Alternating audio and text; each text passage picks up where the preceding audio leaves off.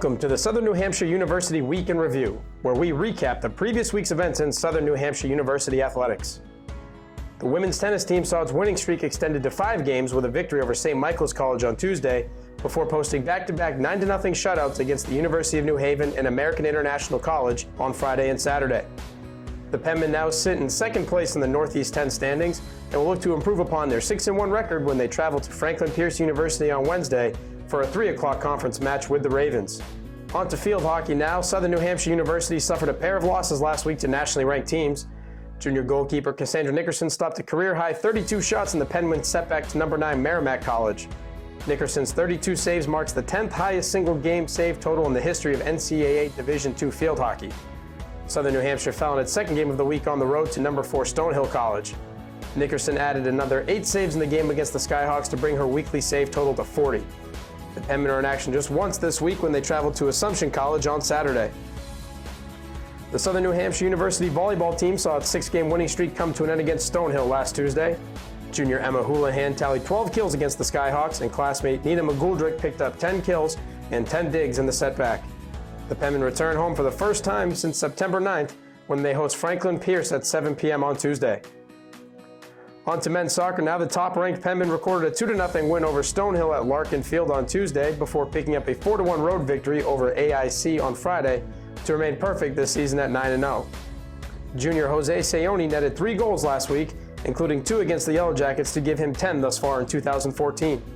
Southern New Hampshire faces a pair of tough tests this week when it travels to number 19 Merrimack College on Wednesday before heading to number 5 Southern Connecticut State University on Saturday.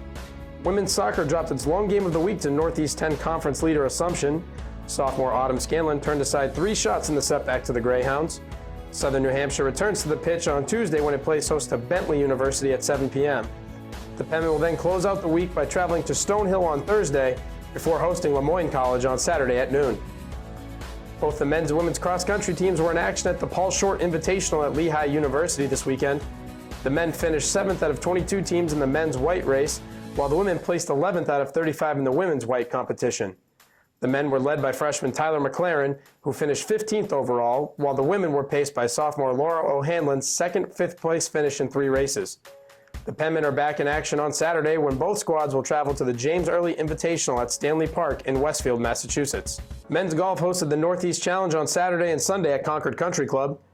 Senior Jake Nutter finished in a tie for 3rd place after carding a 73 on Saturday and a 74 on Sunday for a 2-day total of 147.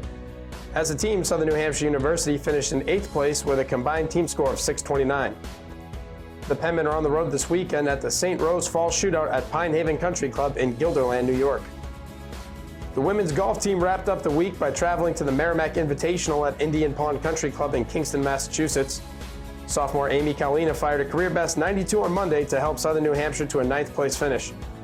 The Penmen close out the fall portion of their schedule on October 15th when they host Franklin Pierce in a dual match at Candia Woods Golf Links in Candia, New Hampshire. That's it for this week's Southern New Hampshire University Week in Review. Check back next Monday for a full recap of this week's events in Southern New Hampshire University athletics.